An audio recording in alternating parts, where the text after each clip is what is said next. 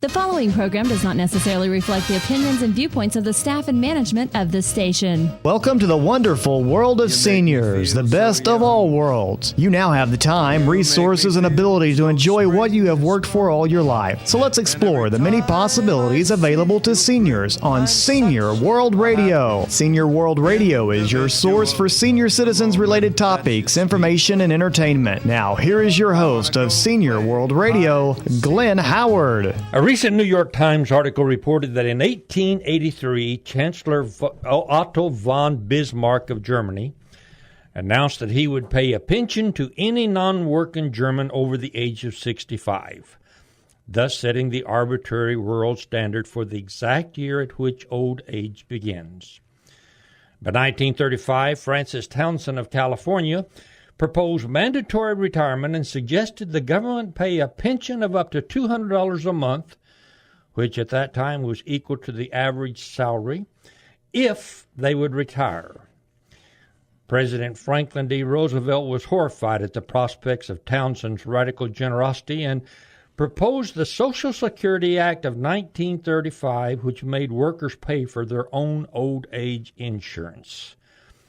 But some people have kind of scoffed at the word retire and instead have used their mature years to do things that are new and exciting.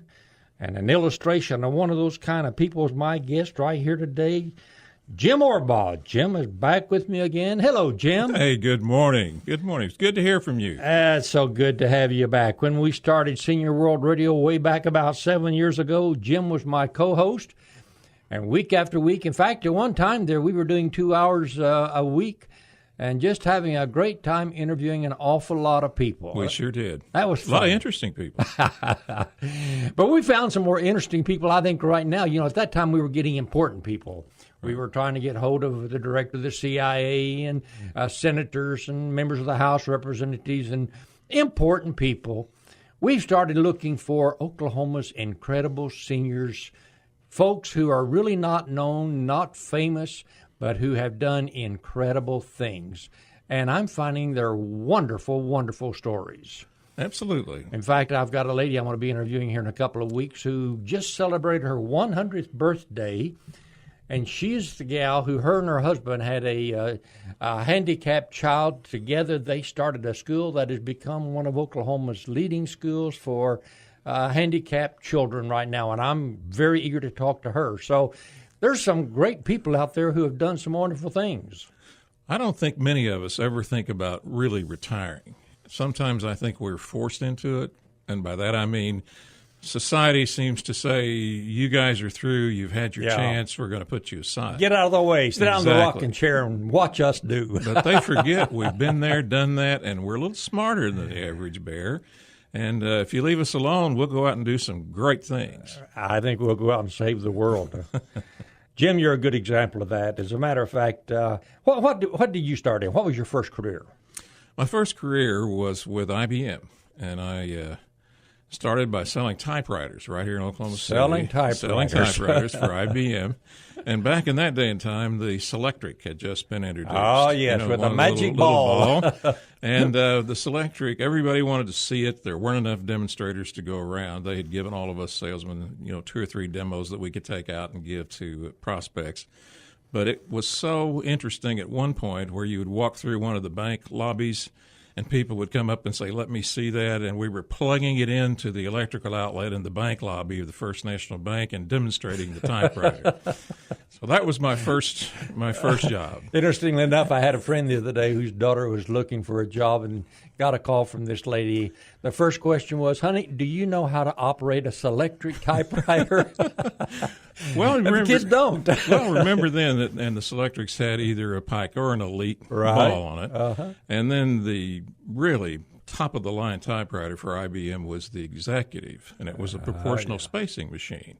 And you worked it by letter widths and that sort of thing, and it came out justified and all of that. So that was the top of the line. And as time went on, while they merged a lot of technologies, and you have what you have today. But when you said, I got tickled when you talked about my first real job was one of the things that I think took me up to this point now. When I was about 8 years old, my father was a baker, and he had a bakery in Hartshorn, Oklahoma, and my uncle owned a big bakery in McAllister, Oklahoma. So I was raised around bakers. But back in that day and time, there weren't an awful lot of things to do in Hartshorn, Oklahoma, in 1948. And there were people still driving wagons and teams into town on Saturday. And the war had been over 3 years, a lot of people still coming back. But one of the things that people did was watch whatever activity was on the street. One of those activities was with a fellow they called Rodeo Ike, who painted signs. Rodeo Ike. Everybody came to watch Rodeo Ike paint signs because there wasn't much else to do. And one day, Rodeo Ike came to me and my brother, and he said, I want you to sell balloons to the people that come to watch me paint the signs. I thought, what an entrepreneurial idea. At this point in my life, I look back on that. And he said, I'll give you a quarter or a balloon. Well, now, let me tell you something. In 1948, a movie was 10 cents. Popcorn was a nickel. That was 2 movies and some popcorn. There you go. Well, at some point, his wife, who read cards for people and that sort of thing, I'd gone up one morning to wait for Ike to get the balloons ready. And she, without looking up, said, tell Ike you want 10%. And I said, what? She said, just tell him you want 10%. Well, when he came out with the balloons in his hand, I stammered, Ike, I want 10%. And I thought he was going to choke right there, but 10% of what? And she says, tell him you want 10% of what you sell. Well, I think he was a little bit afraid of his wife, and that day I made 40 cents. I was the richest kid in the world. And at that point I knew that whatever I was going to do in life, it was going to involve professional selling. And do it on a percentage. So good, and do it on a percentage. Right. So excuse me for digressing. That was where it all started. That's where you get, I found it very interesting. Many of the early experiences in life really is what turns a person into the profession they go to. I read a while back, the majority of senators, House of Representatives, big politicians, basically came out of the church. They were in a small church where they had chances to speak. They had chance to perform in front of people. They learned people skills. Right. That's really what led them. So experiences like this are really those motivating things, and I'm afraid our schools sometimes are not really providing those kind of experiences or giving us the opportunities to do those kind of things. We're too restricting in our laws and policies and practices. Well, they don't teach us how to think. Yeah. That's the main thing. How do you think outside the box? How do you create? How do you solve a problem? And that's not done by rote. That's something that you have to experience and take a look at the problem and address it in your own unique way, I think. And I don't think we change. I think over a lifetime, if you get a chance to really be yourself, that comes out again. Yeah. Anyway, is the blue shirt, wasn't IBM known for their blue shirts or uniform? Couldn't wear blue shirts. Had to wear white shirts and a suit. And about a year before I came with IBM, they wore hats. Had to have a hat. And look the part. Look the part. That changed. But and from there, where'd you go? Well, I went from there to 5 of us left IBM the very same day and opened a company here in Oklahoma City called Computer Management Corporation. And we were doing the billing work for Baptist Hospital, for Jane Phillips Hospital in Bartlesville, and for Deaconess Hospital. And like I said, we all left IBM the same day, and the problem was that we learned the first lesson in business, which was that we only had 2 systems engineers with us, and we outsold their ability to produce in about 5 minutes. So once again, that got worked out, but we were the very first to do outsourcing for the hospital industry. And back at that time, IBM had a package called SHAS, Shared Hospital Accounting Systems. And that's where we all came from, and decided that there was a future in doing hospital billing. And sure enough, so you start out with a big corporation and then get an idea and pull out on your own and make it happen. We did, and then that went on for a couple of years, and one of our biggest customers was the Oklahoma University Health Sciences Center. And from there, I went to a company called Data General, another computer company, And if you remember back in 1968, that was the year that they completed all the programming for landing a man on the moon. So they dumped all of those technicians onto the market, and they all went out and started opening their own companies. Back in that day and time, Control Data and IBM sort of ruled the world out there, along with Sperry. And IBM was selling machines with the software bundled.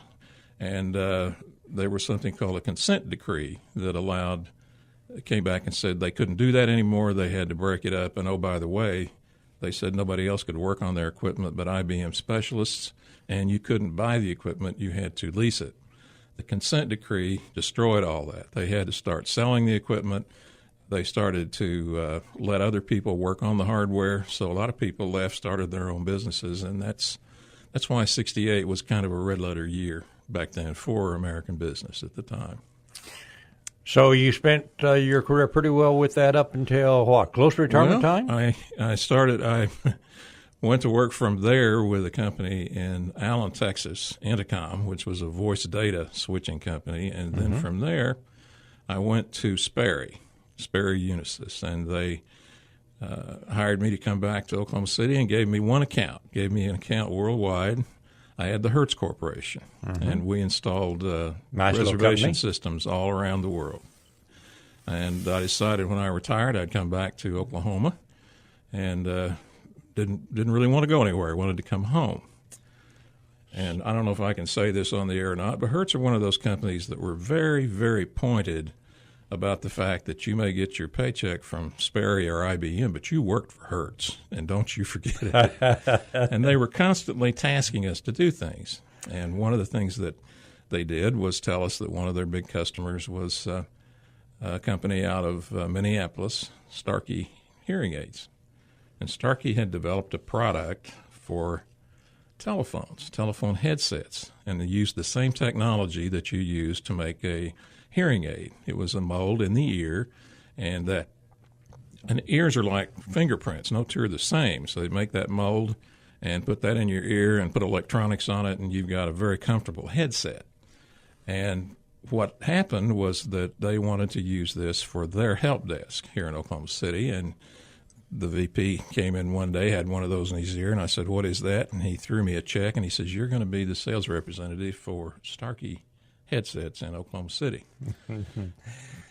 Jim, we got to take a break here. We've come down here to about halfway through this show, but I want to get back with you just after the break and start talking a little bit more about when you came to the retirement period, how you re-geared and started this thing all over again. I'm Glenn Howard, Senior World Radio, visiting with Jim Orebaugh, good old friend who was my co-host years ago and has proven that simply because you pass 65, you don't have to quit. Hey, we're going to be coming right back, so please don't go away.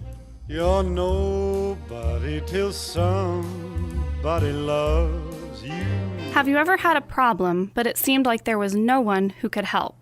You spent hours calling around, being referred from one place to the next. Well, not anymore. I want to tell you about a free and easy-to-use service in Oklahoma. 211 is a simple 3-digit phone number to get help or to give help when you don't know where to turn. Dialing 211 only takes a minute, and you are connected with a caring Oklahoman who will help you find the assistance you've been looking for.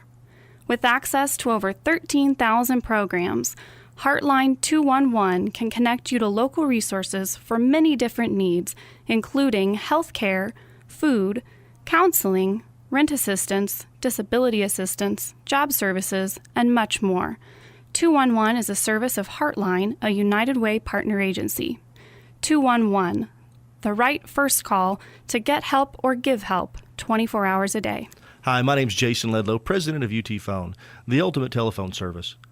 We're proud to be a sponsor of Senior World Radio with Glenn Howard. UT Phone is dedicated to providing Oklahomans affordable telephone service all across our great state.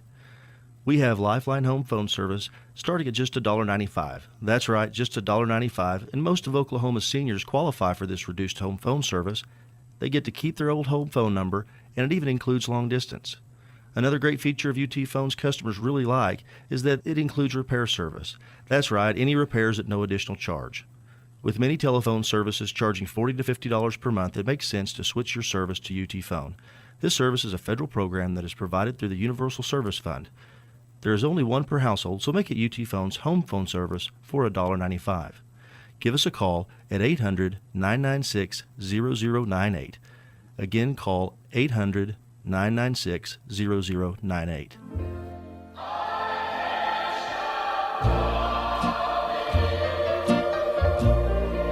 I've made up my mind. Welcome back to Senior World Radio. I'm Glenn Howard. My special guest today is Jim Orebaugh. Jim was co-host with me a long time ago.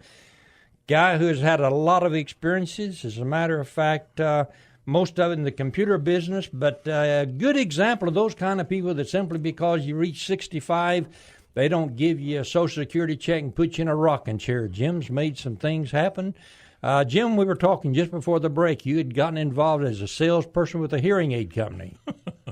Well, once again, I was the representative for Sperry Unisys to Hertz. And as I told you, Hertz were very good about asking you to join their team. You might get your paycheck someplace else, but you worked for Hertz. And one of the things they did was put me in touch with Starkey hearing aids because Hertz wanted to buy some of those for their help desk. And to make a long story a little longer, he gave me a check for so many dollars and said there's going to be a representative from Starkey that's going to come down and teach you how to do this. The thing was, I not only helped Hertz, but I went out on my own and put together about 60 people that were buying these headsets because they would see them at Hertz. Now, that's the jump-off point. About that time came around time for me to retire, and I thought what I would do was put together a website that sold these headsets. And my first customer was a company out of Chicago called Bird X. Okay, now why in the world, though, at the age of 65, if you have a Social Security, you probably got some good retirement built up. What happened to that dream of sitting beside the lake in your own little boat or on the rocking chair and fishing and enjoying the life that you've earned? I had spent so much time traveling with all of my computer companies. I think I have 2 million miles on one airline alone. And I got to go all over the world, and I decided I'm through with that. I don't want to do anything but just enjoy myself. And the greatest thing about it is enjoy selling and what I'm doing. And I meet such great, interesting people. When I retired, I decided I would put this website together, sell headsets, and the first customer was Bird X out of Chicago. And then I was down selling to the city of Oklahoma City, and they asked, we want some headsets, but by the same token, do you know anybody that does bird control work? I said, yeah, I've got a customer that does that. He said, well, maybe they'd like to bid on this. So I asked my customer, Bird X, if they'd like to bid on the city of Oklahoma City's bird control business, and they said sure.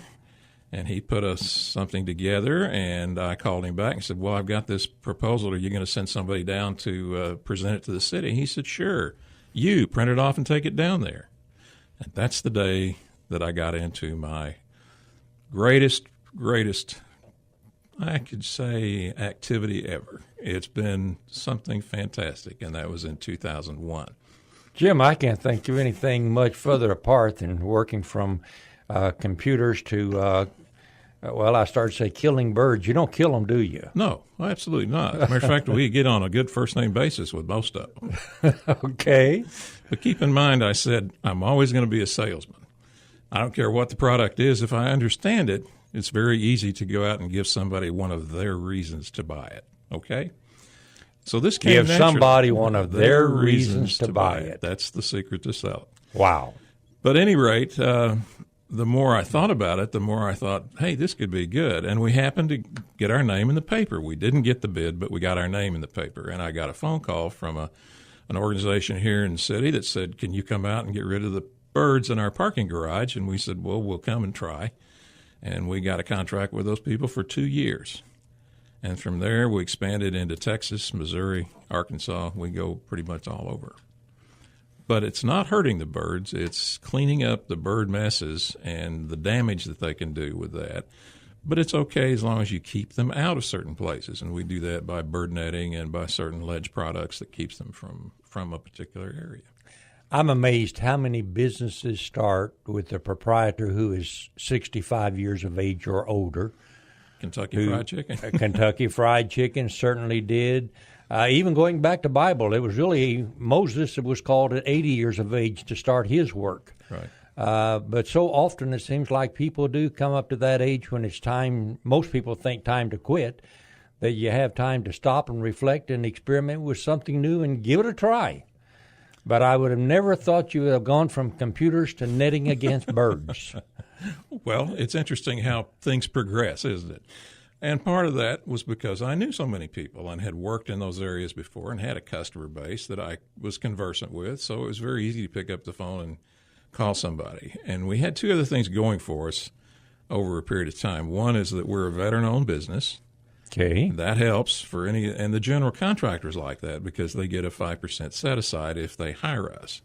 And that's been a real ace in the hole for us. And it gets to the point where they don't ask anymore. They just say, go do it, and we'll make sure you're paid. They don't even ask how much it costs. Just get it done. Get the job done. I hadn't really thought that birds was such a problem until here a while back I went to the grocery store up there in Edmond where I live, and I happened to park under a tree. Yep.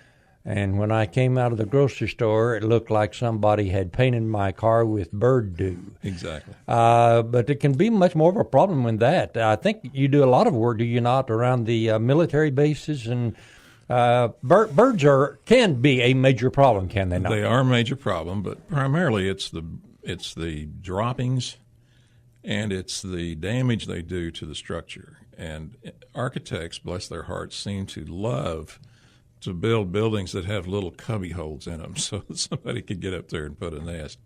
And the thing to do is keep them out of it. But one of the things that you really become aware of is how intelligent a flock is, especially pigeons. It's like playing chess. If you close them off of one area, they'll find another. Or they'll attack where you've gone. They'll do anything to come back to an area that they've been in. And you watch the intelligence of that and how how persistent they are. And we've even had them come down and have lunch with us. But they're really something to watch. They're aerodynamically perfect. Yeah, they make a mess, but by the same token, they're a very interesting bird. My wife, for some reason, her hair seems to attract birds. We were in Trafalgar Square in London, and first time she really got dive bombed by a pigeon. There's pigeons galore there. Right. But frequently, several times since, walking down the street or sidewalk or whatever, pigeons decide that her hair looks like a nice place for them to leave a deposit. Right. And that's been a very frustrating thing to her. Jim, I happen to know, though, you were also quite involved with an organization called SCORE for quite some time. Sure. Say just a word about what SCORE is, and then talk about how did that fit into your thinking and planning and putting together this bird control operation. Well, SCORE originally started in 1964 with the Eisenhower push to do something with the Small Business Administration. And they felt that it would be good to bring in the experience and the knowledge that retired people had, something that they could feed back to the community. And in the beginning, SCORE stood for Service Corps of Retired Executives. Well, it's come a long way since then. A lot of people, as you say, don't retire anymore. We're out there in the community, and most of us have a feeling that we've got some knowledge that would help some young person trying to get into business or help a business that's already been in business a while and may be having a problem of some kind. So we volunteered to do that. And I was the state director. I had 4 chapters that we worked with in Enid, Ardmore, Tulsa, and Oklahoma City. And those chapters are still very active, still actively helping a lot of people. And one of the things that we took to heart was what the mayor said here a couple of years ago. He said, Oklahoma City is not so interested in attracting new business as taking care of those businesses that are already here. So it was a matter of helping the businesses. We're getting a lot of people that are coming in here from out of state. I don't know how much the population has increased. I think they were talking about the statistics in Canadian County, how much that's increased over the last 3 or 4 years, and they're bringing businesses with them. But as they do, they find they do have support from SCORE and from the SBA. one of the things that people will ask you for is, can I get a grant? Well, no, there are no grants available, but there is seed money available to people who have a good business plan. And I was able to help a lot by, one, being with a national corporation or national companies for a number of years, and then also having my own little business. And it was amazing how what we think of as very simply second nature, to tell somebody something that they didn't know that helps them immensely, to keep them from having to go through life to find that out. Jim, we've only got a couple of minutes left, but I'm impressed with the statement you made from the Eisenhower era, talking about encouraging people to take advantage of the knowledge and experience of seniors. Right.